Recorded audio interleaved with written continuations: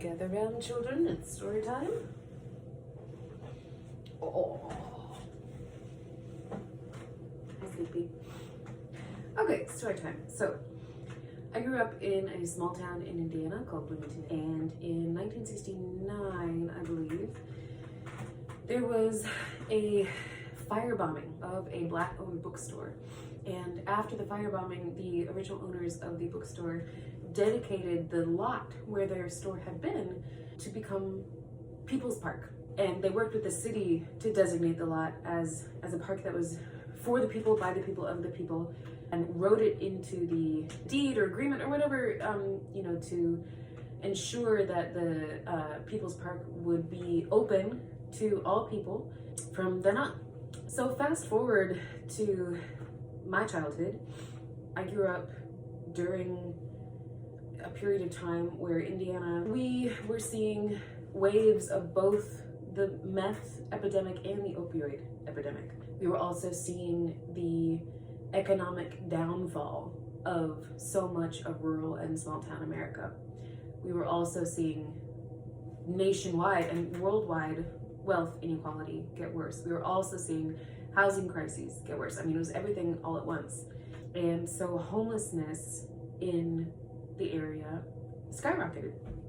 Not only that, but because Bloomington was a university town, and hypothetically had more resources, more social organizations, things like that, small towns elsewhere in Indiana, they would buy people on the street bus tickets and send them to Bloomington, rather than deal with their own people who were hurting and suffering within their own communities. Just send them to Bloomington, send them to Bloomington.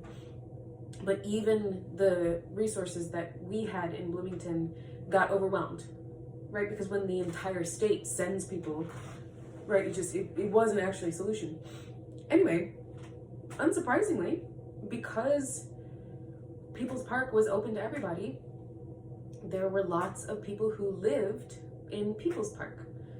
This wasn't the only place where homelessness was occurring, where there were tents, where there were people living, but People's Park became kind of a focus point, and it also became symbolic because around People's Park, there was a bunch of gentrification happening in this university town, right? People's Park was very close by to the university.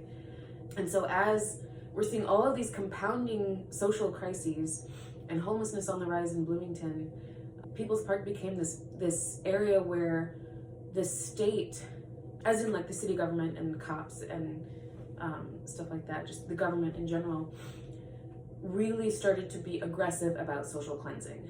It was sort of like, we can't have these two things so close to each other, right? We can't have this, big push at gentrification happening right next to like this really high concentration of people hurting in these particular ways. It was evidence of such suffering, and the juxtaposition was jarring. And so there started to be much more aggressive waves of trying to kick people out of People's Park, which was against the original agreement. This was all over town, right?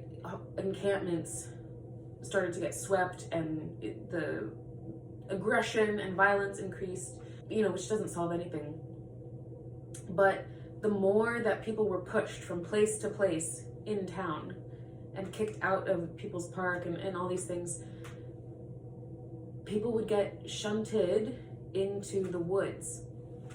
But this is where things really turned dark and violent, because once people were invisibilized in the woods, that's where violence against homeless people really could kick off, and that people could get away with it. And there's been so many, like a series of homeless encampments deep in the woods being set on fire. And my understanding is that there's a variety of people who have done this. Some off-duty cops, and also just some right-wing vigilante types. Bye, sweetie. Pouring accelerant on homeless encampments and setting them on fire in the woods. And as this started to happen, it meant that people understood once the homeless encampments get successfully broken up in town, the alternative in the woods is so much worse and so much darker, and people aren't going to make it out alive. And so people increased their defense, you know, of homeless encampments in town, resisting sweeps, resisting having the encampments dismantled. And there was a showdown at People's Park, I remember, in 2017, right before I moved away, where, again, people understood like this was sort of like the last line of defense. And a prison guard plowed his car through the people who had gathered at People's Park to try to defend from the sweep. Yeah, and he plowed his car through the crowd. He missed me by about that much and took the person right next to me. And thankfully no one was killed. But anyway, I have told these stories to people in my life in Chicago. People have kind of been surprised and shocked. Not about the whole story, because this happens in Chicago too, right? Encampments get broken up. Homeless people get pushed around all the time. It's the element of once you push people into the woods, they become truly invisible. And that this is just a regular thing, right? That people get pushed into the woods and then set on fire.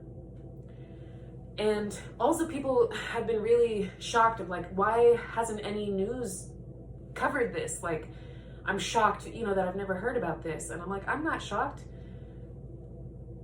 There's so much happening in rural America and small town America that no one is paying attention to.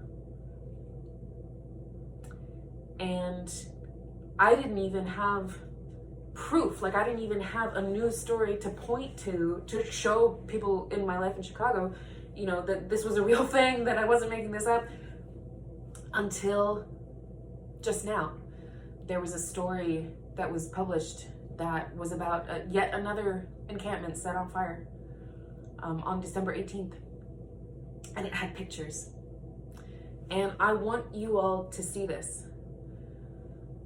Please look at this. I've never been able to show people pictures before, but this is what it is.